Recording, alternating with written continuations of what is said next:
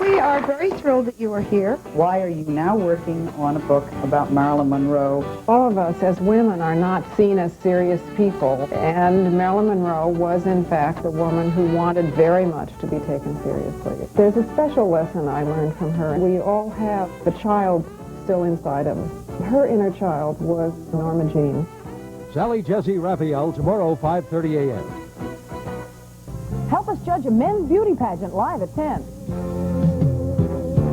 Have fun at the ranch. Honey, Joey and I are not going to Arizona for fun. You really wouldn't even be going if the doctor hadn't suggested it. You know how Joey always keeps you awake at night when he has his asthma attacks? He keeps everyone awake. Well, darling, the doctor thinks that Joey's asthma will be much better in Arizona because the air is different. That's why I have to take him there. Wish I had asthma. Oh, Hey, no. wait a minute. It's not exactly as if you were being abandoned. I'm staying here in Llanview with you. Huh? You and I are going to have some good times together. Just the two of us. Does that mean we can go horseback riding every single day? You got it. I beg your pardon. Miss Tina is here to see you, and she's with Mr. Roberts. Oh, thanks, Aaron. Send them in. Very good, sir. Now, what does that mean? With Tina, I don't even guess. Well, I hope we're not interrupting anything. We both have something very important to discuss with you, so I hope you're going to be willing to listen.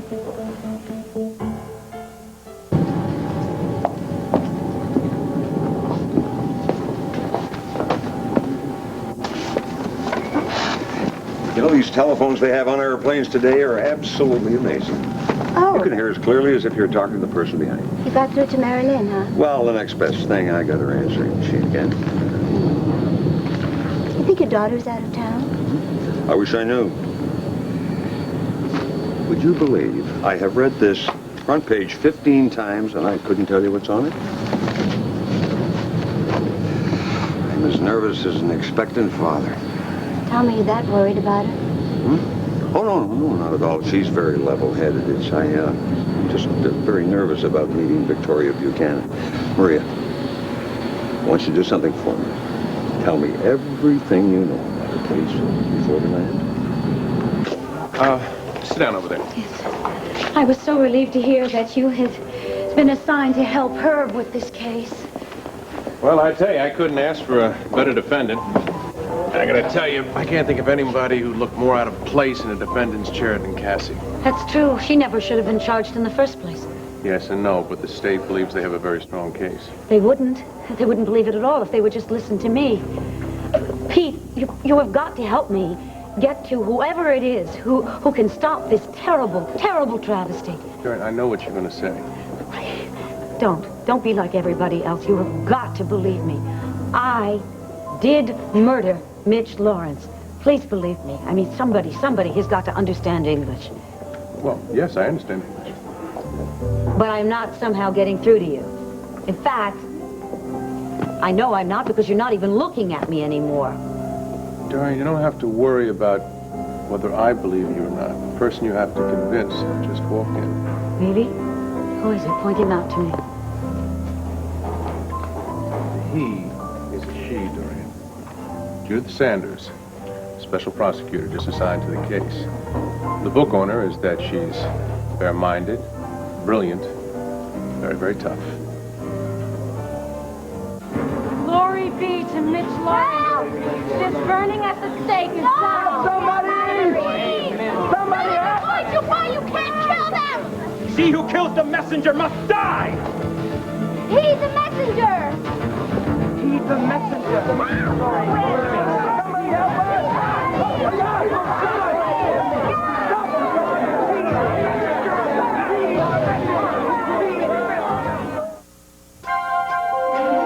Here's what to do when you don't find the rainbows in this time. Here's where you go when it looks like the rain won't end. Don't cry. I'll give you tomorrow. Let me be the one to share it with. And each day that follows, 'cause we only have one life to live. It's Shanghai.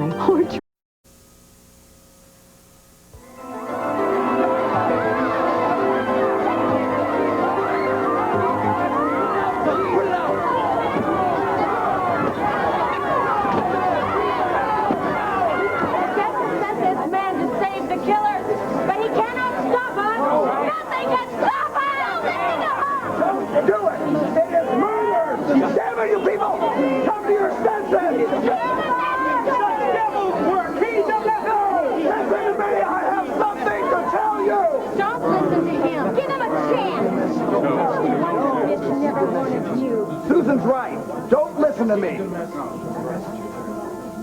But don't listen to her either. Don't listen to any voice except that voice in your heart that knows the difference between right and wrong. That voice that's telling you right now what each and every one of you is about to do. You are about to commit murder. No way. Mitch said he's the messenger. What killers? There are no killers here. We are doing God's will. We are avenging Mitch. Susan, it's vengeance what Mitch taught us. Vengeance is mine, saith the Lord. You're talking about Mitch Laurence, not the Lord. You, what did Mitch teach that brought you to the Waterside Inn the first time? I didn't know about Mitch's life before. I just heard him talk on the street one time about feeding people who had no food and giving shelter to the homeless. And anyone can see these people on the streets. They're everywhere. And they have no place to go. So Mitch made me want to help them. And now he's gone.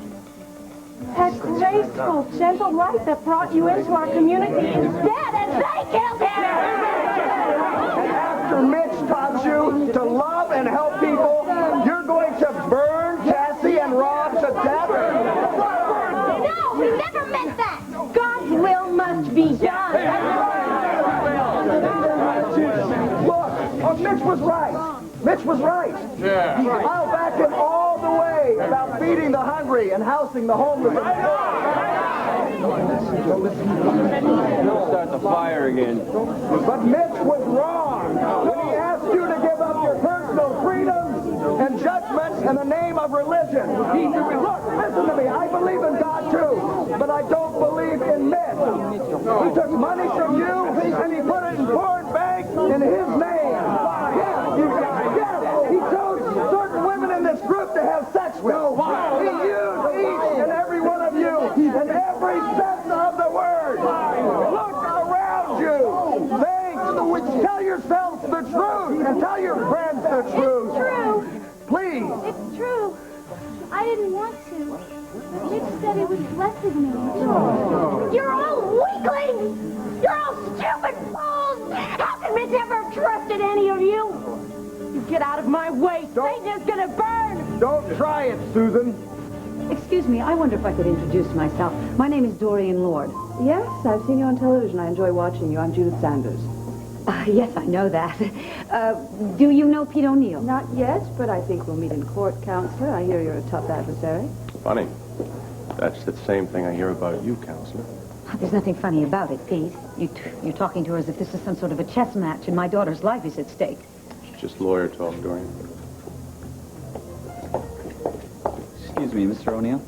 You have a telephone call. Oh, thank you. Excuse me. I'm sorry, could we sit down? Sure. I really hope that I did not offend you. With what? That remark I just made about a chess match. That you and Pete were not taking this case seriously enough. The last thing I need at this point is to get on the wrong side of you. That's what I heard about you, but don't worry about me. You have every right to be upset under the circumstances. Thank you. Thank you very much for saying that. And I'm very grateful that you were assigned to this case. Because from what I can see, everything that Pete said about you is quite true. You're very fair and very honest. You say that? How nice. Yes, indeed. However, I hope you are soon going to realize that this case is a lost cause. From the prosecution's point of view. And when the accused is so obviously innocent, it is more than just a miscarriage of justice. It could indeed do great damage to your reputation. Since I'm known as a barracuda, it might be a good thing for my image if I lost a case for once. However, you would be dragging a very innocent young woman through a great deal of humiliation unnecessarily. And if one has political ambitions, it could prove to be rather ugly down the line, let's say during a congressional campaign. How did politics get into this? Because word has it that you do indeed have political ambitions. And I think that it could prove very embarrassing in the future. I think people will perceive that you were defending Mitch Laurence. Oh, I don't think they'll see things that way. Oh, you don't know Llanview. You're new here. People here do not forget. The town doesn't seem that small. Small or not, people here are aware that Mitch Laurence could have destroyed the lives of half the young people in this town. Nobody wants to see Mitch's killer punished. They think that justice has already been done. There's no justice in murder. The law has to find the guilty person despite the public opinion, and in the name of the law, exact retribution. I'm really, truly sorry about your daughter. We'll listen, Tina, but I can't guarantee any more than that. I have to go upstairs to pack, but I have a few minutes. This won't take much time. Going on vacation? Well, Vicky is, in a manner of speaking. She's taking our youngest boy, Joey, to Arizona for a few weeks for his asthma. Cord, have you met our oldest boy, Kevin? No, sir. Don't believe I've had the pleasure. How you doing, Kevin? Kevin, this is Cord. He's a news photographer for us down at the Banner. But before that, when he was in Texas, he was a champion rodeo rider. But wouldn't you rather be riding horses than taking dumb pictures? Well, yeah, sometimes. It depends on the horse, and it depends on the picture. But since your daddy gave me a job over at the Banner, I'm making a much better living taking pictures. Me and Daddy ride horses a lot. We've never been to a rodeo. Oh, yeah? Well, maybe we'll have our own rodeo one day down at the stables. Really? Yeah. Hey, sounds like you've got yourself one mighty fine daddy there, Kevin. Heron! Well, if I'm going to be a really good daddy, I can't let Joey and Mommy miss that airplane. Heron! Sir. Heron, I think it's about time for Kevin's lunch. Kevin, come along. Off to your favorite pastime, washing up. Fine-looking boy you've got there, Clint. Thank you. If I get my way, I'm going to have a house full of them, right, honey? This one is a girl. Yeah. Vicky, could we have a little talk alone? You know, sort of sister to sister. If these gentlemen don't mind. Well, I kind of wanted to have a personal talk with Clint myself, if you don't mind, Clint. No, fine. We'll be outside, honey. It's a great day out there. After you, Cord.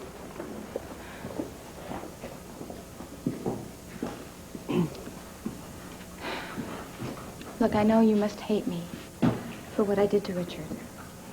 I hurt him. I didn't mean to, but I want to explain. Well, it seems perfectly clear what you have done. You chose one man over another, and you did it in the most painful way possible for everyone. You're right. That's exactly what I did. I was very cruel to Richard, and I'm going to hate myself for it for the rest of my life. I don't know why you're telling me this instead of Richard. I did tell Richard all this, but I don't know if Richard's ever going to speak to me again, and I certainly can't blame him if he doesn't. But Vicky, you and I are sisters, and I would like to think that we have some kind of future here in Llanview together. I had hoped that too, Tina, but I quite honestly am having my doubts. Vicky, I've changed. Look, I have. Everything is different for me now that I've finally admitted my true feelings for Cord. For the first time in my life, I'm in love. I've heard that before, too. Look, I really do love Cord. And I had to do what I did. I hurt Richard, and I am sorry. If you are looking for sympathy, madam, you have come to the wrong place. You are as selfish as you ever were, and more unbelievable than ever.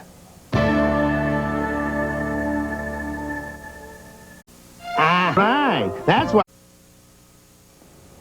Look, I don't blame you for being mad at me, but please try and see that Cord and I are honestly trying to build some bridges here. I have a lot of trouble with the honesty part. From you, not from Cord.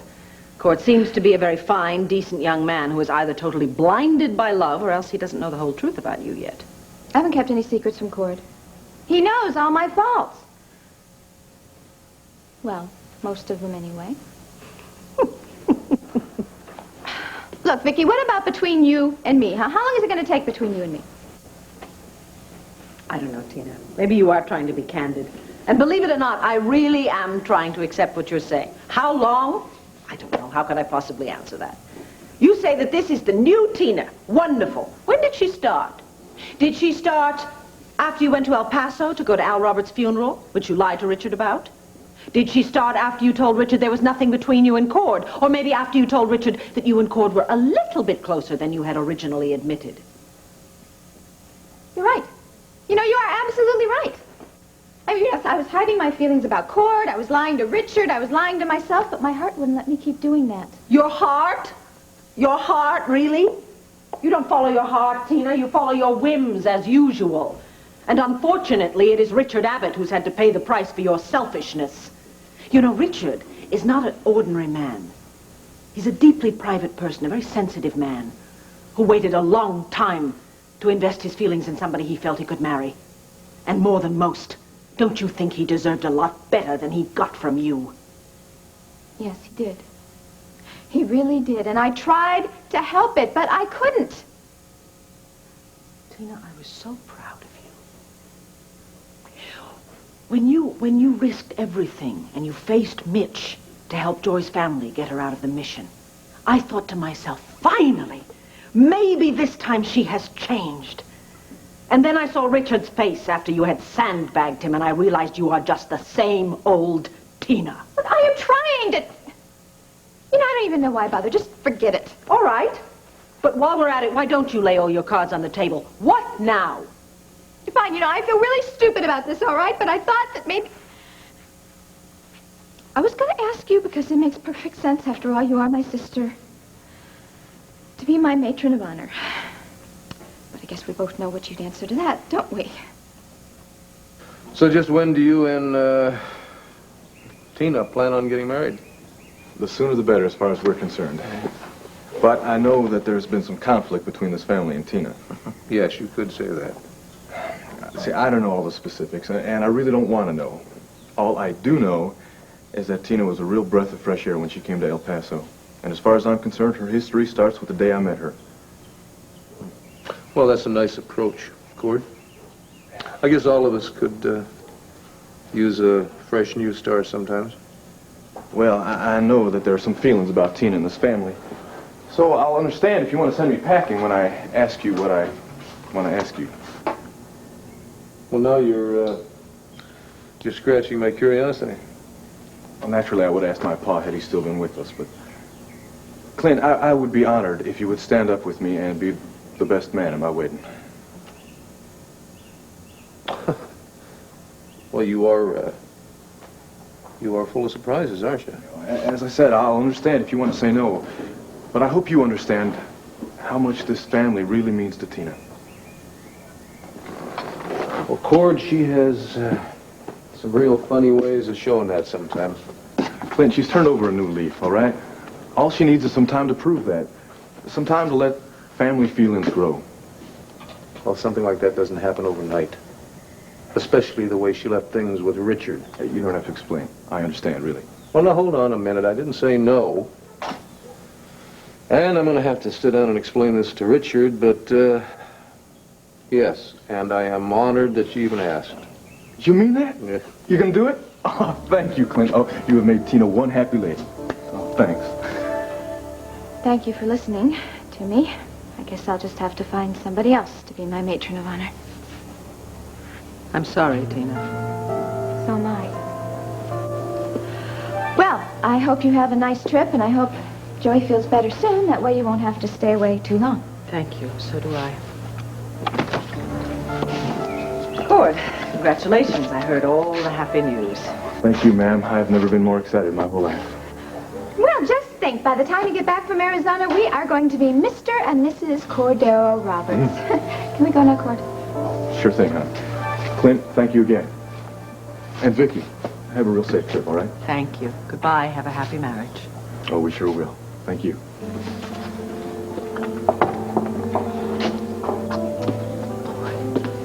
I would never give odds on anything that Tina might be thinking, but from the looks of them, I would say those two are neck deep in love. Or quicksand. Yeah, I know what you mean, hey. But as they say, for better or worse, I agreed to be Cord's best man. Oh, dear.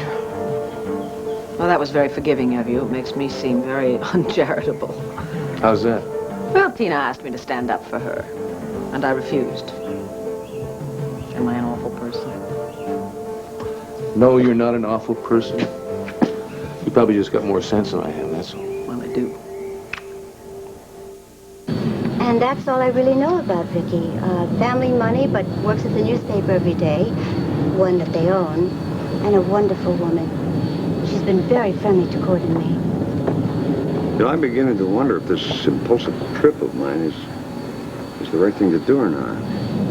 Now, what is wrong with trying to find out if Vicky's late husband is your twin brother? Well, all I've thought about so far is myself. I'm trying to fill that void that every orphan has where the family should be. Anyone can understand that feeling. Victoria Buchanan has an investment in this, Maria. I mean, I may be dredging up just unhappy memories for her. You know, when Vicky talked to me about Joe Riley, she spoke to him with so much affection, almost as if she still missed him. Tom, I really think she'd love to know if Joe had a twin brother. Yeah, but what if my brother... It's me. I'm already assuming he was my brother. You know, it could be that you're having a sixth sense about this. It could be. I'm here to cause a lot of people an awful lot of misery, and it's not something I want to do. I mean, look, she got married again, right? I mean, what is her husband going to think of all this? What is he like, by the way? Clint? Clint is a fine human being, and I'm sure he'll welcome you. In fact, they both will. Well, I sure hope so.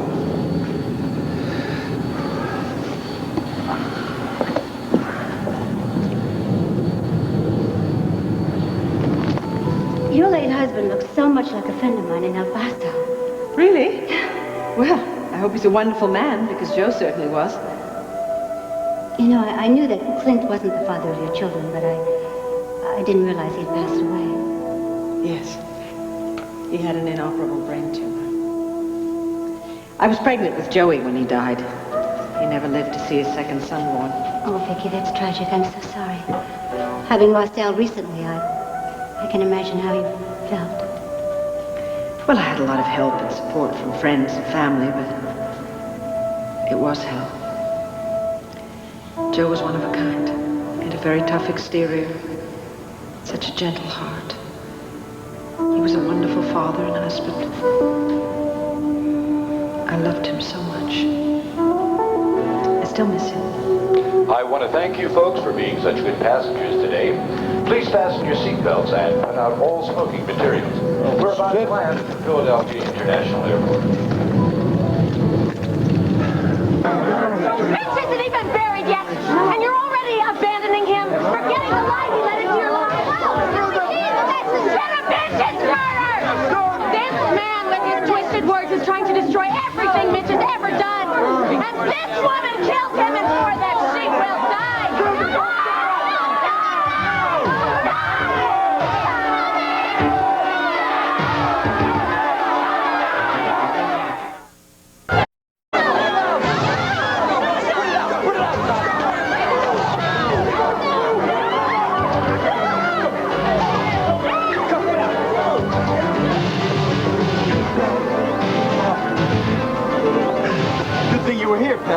Yeah, I thought the cavalry would never make it.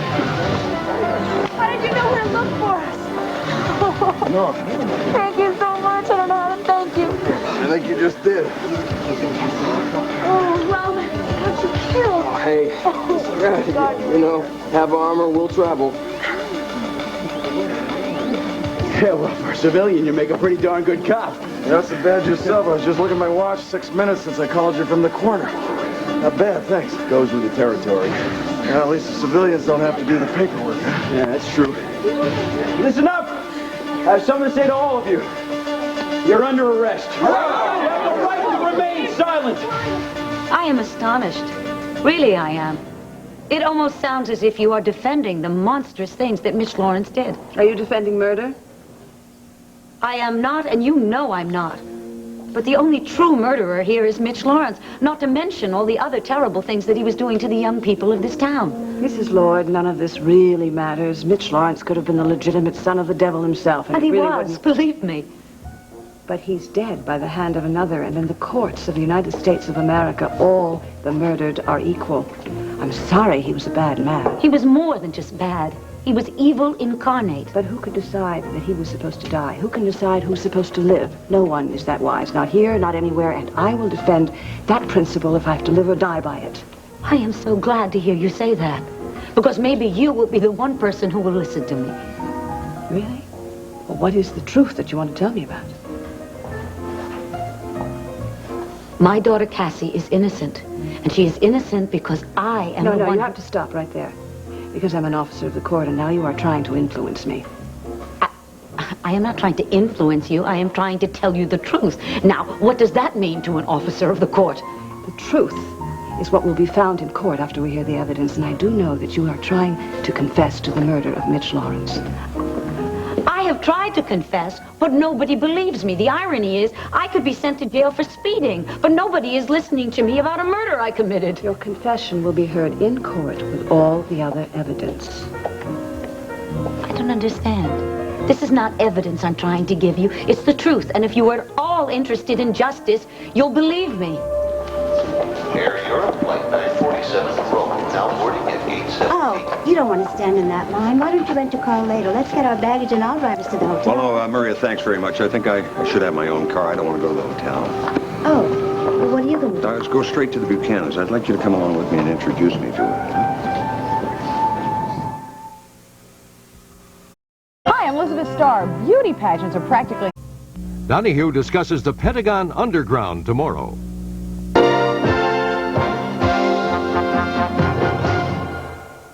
Well, just how complicated can it be? El Paso, Texas to Philadelphia, Pennsylvania. What did they do? Drop my baggage in the Mississippi? We have a tracer on it, sir. Oh, good. Your flight did stop in Dallas for Oh, passengers. of course it did. I gave them a chance to ship my luggage onto Alaska, right? Well, I'll let you know as soon as I find out anything. You'll be waiting right here? Yes, I will. Thanks so much. Appreciate it. Well, you're not going to want to wait around with me now, huh? Well, yeah, I do if it's not too long. I am kind of concerned about getting back into town. Oh, yes, right. You're a little nervous about this girl that Cord is going to marry. Well, if he had asked me, I certainly would not have encouraged it. No, but he did not ask you, did he? Do kids ask any more these days? No, I don't think so.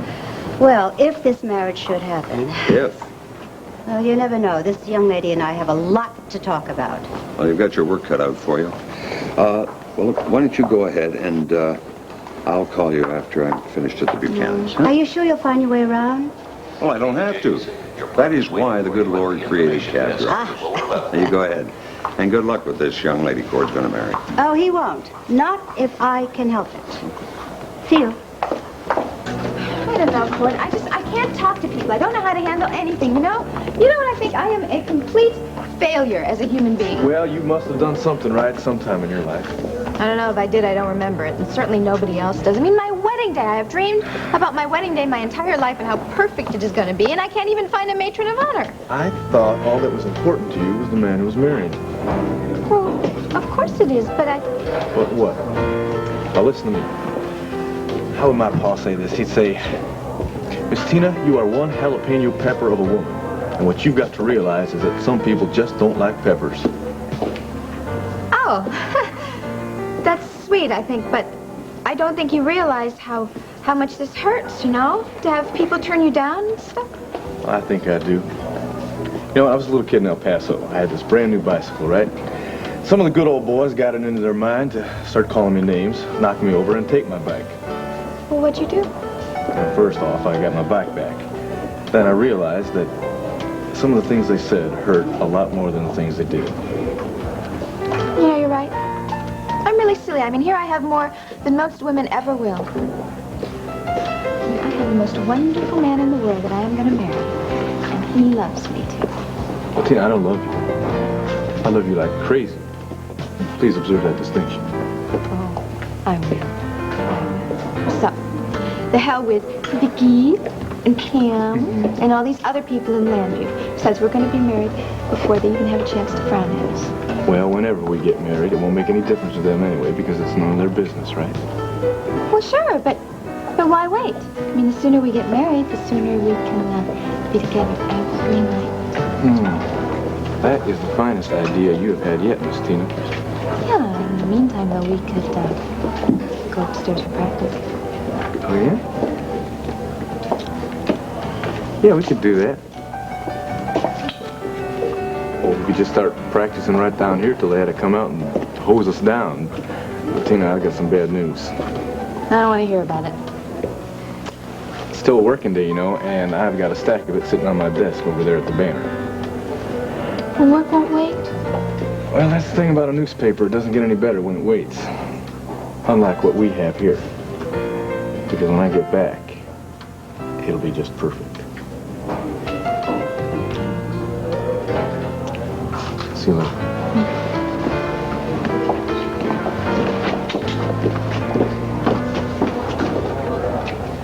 so frustrating. How can I make you believe me? I'm telling you, Mitch Laurence was on the verge of raping my daughter. I saw that. I hit him on the back of the head, and I killed him. You've got to believe me. Maybe I'm too close to the situation. You see, I have a daughter Cassie's age, and I can see myself doing the same thing, trying anything to get her off. But it's true! You're not helping Cassie by spouting out like this, you know. It sounds like you're desperately trying to save her, which makes me think you think she's guilty. Please, give me a lie detector test. Inadmissible in court. I don't understand.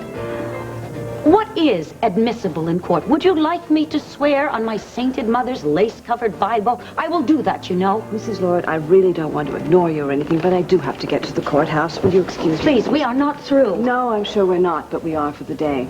It was really very nice to meet you. Excuse me.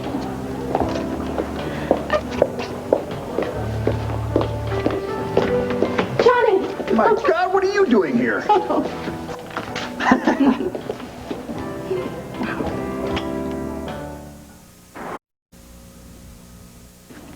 When did you get back? A couple of days ago, we were in D.C. I want to introduce you to a friend of mine. Dorian Lord, this is my sister, Judith Sanders. Your sister? Actually, we've met. We've been unethically discussing the case I'm going to prosecute here in Llanview. Yeah, I was a little surprised to see your name as special prosecutor. Hey, come on, sis. You're living the life of a high-flying ambassador's wife. What's it going to do to your marriage coming back here to Llanview? Anything I do will not hurt or help that marriage. You better run. How about some dinner later with your sister? That sounds great. Tell you what, give me a call before 6 o'clock. You got it. Bye. Excuse me. I didn't know you were related to the Sanders. That's her, my sister. But those Sanders?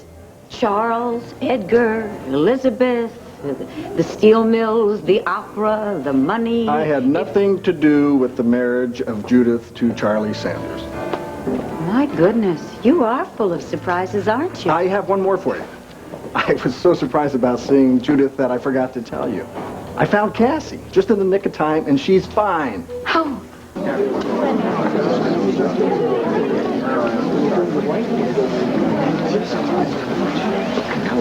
I guess that's the last of them. Where are they taking them? Llanview Hospital. They'll be in for psychiatric evaluation until the charges against them. Wait, charges? I don't want to press charges. Look, not on any of them, not even Susan. I know what they went through. Mitch was brainwashing them with drugs. They need the deprogrammer that helped Joy. Being a little bit more generous than I would be. It's because I went through what they did. Rafe, how did you find out we were here? Allison found out. She called us, wanted it stopped. Allison. She's the one that's been accusing me of Mitch's murder. I mean, now she wants to save my life? I wish that was the end of the story. The whole Llanview Police Department has been looking for you anyway. So they could exercise the warrant that's been issued for your arrest. What? I'm sorry, we're gonna have to go down to the station now. Oh, Rafe, wait a minute. She was almost killed over here. Look, Rafe, she just needs a shower and some food and a rest, and everything's gonna be fine. I'm sorry. I don't have any choice. You're both gonna have to come down to give us a statement about the incident today. Of course. And then I'm gonna have to book Cassie for the murder of Mitch Laurence.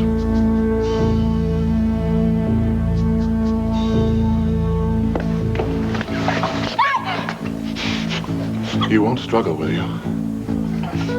Nod your head and I'll let you go. Adrian? What are you doing here? Where have you been? Everywhere and nowhere.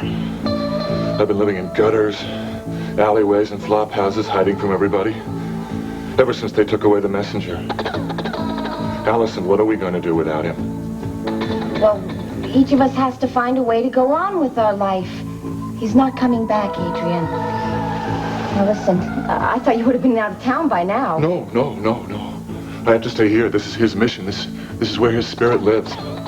You do know that the police are looking for you about the murder, don't you? Oh, sure. All I knew is as soon as they get a computer on my trail, they'd know that I have a police record that's very, very long. We haven't done anything lately, have you? No. That doesn't really matter, though. They'll try and bust me anyway, and I won't be able to carry out Mitch's last command. What's that? No, Never mind. It's just for me to know. That's just between me and Mitch. Adrian, I think you ought to see a doctor. Mitch was using drugs on a lot of us here at the mission, and he could have told you to do anything, and you wouldn't know where it was coming from. No. No doctors, no. They just get me confused, you know? Allison, Mitch taught me not to steal, so I don't do that anymore, but I gotta eat. Do you have any extra money, Sister Allison? No, I'm sorry, Adrian, I don't have any extra money. And the police, they locked away all of Mitch's accounts. But look, I'll go to the police with you. Yes, we'll get help. No cops, no. They won't let me carry out his last order. Believe me, sir, we have your bags. Now, the plane is landing, and you'll be first priority. 10 minutes, I promise. Well, as the song goes, I've heard that song before, but 10 minutes, you say? Yeah. I'm counting.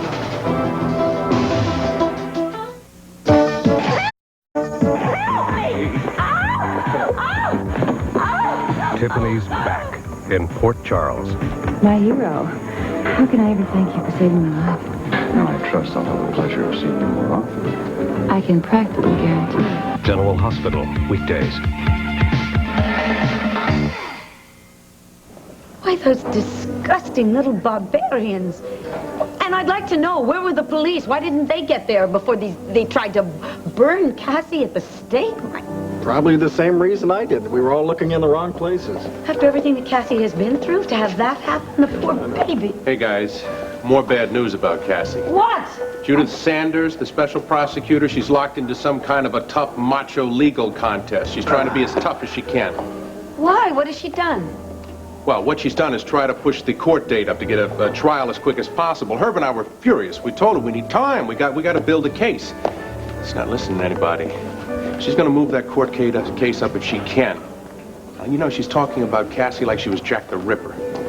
Well, why can't we get her taken off the case? Oh, wait, let me talk to her first. Judith comes on a little strong sometimes, but I think she'll listen to reason. Oh, please, John, would you? Dorian, I'll do anything I can to get Cassie out of this terrible mess. You know that. Thanks.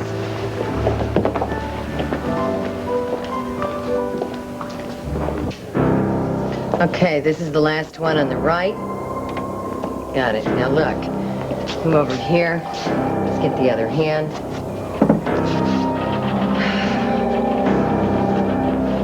All right. Do the thumb first.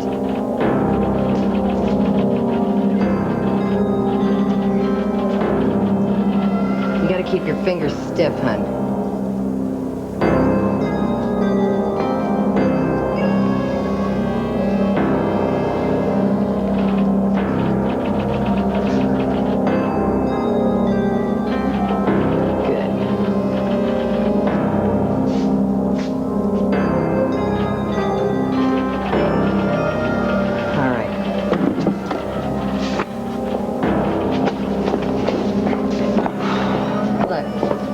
You can use this to wipe your hands off with. You gotta tear the top off there. 5, 3. 3.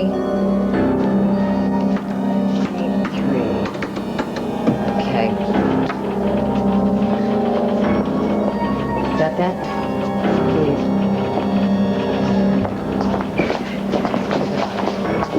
All right.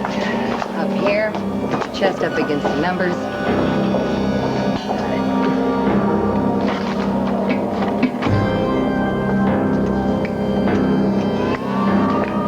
Smile for this, sweetie.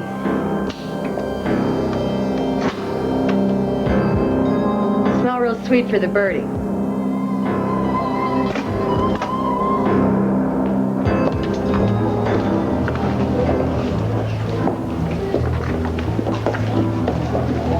Oh, Mrs. Roberts. Nice surprise. How are you? I've been better. I was just looking for you. Well, here I am. Can I buy you a drink? No, thank you. But would you like to sit down? Sure.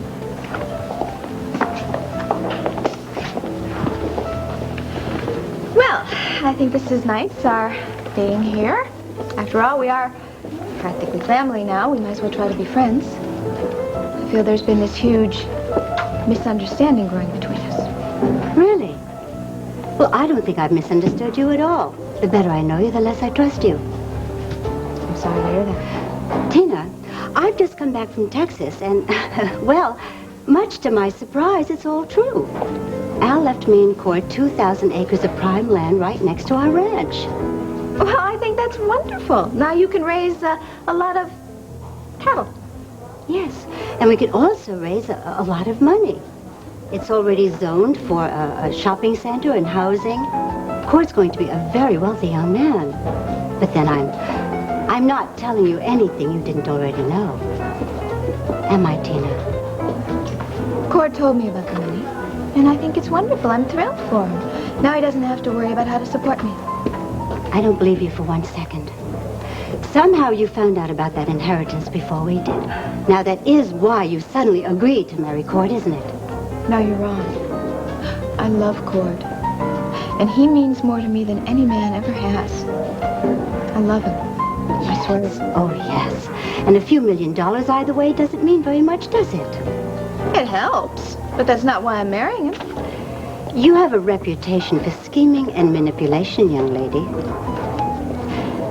Some way, you heard about Cord's new money before all this new passion. Don't you think that people can change? I think I'm going to find out what really happened here. So if I were you, darling, I wouldn't spend any money on a wedding dress.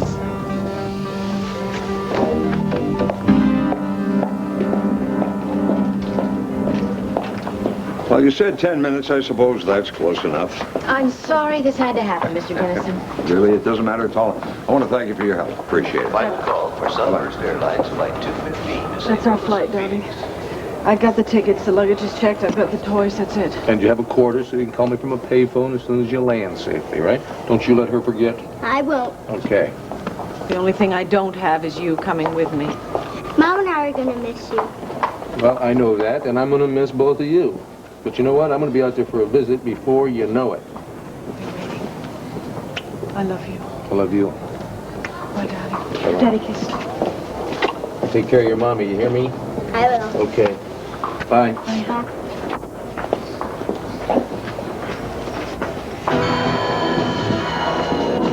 This is the final call, boarding Sunburst Airlines Flight 215, St. Louis and Phoenix.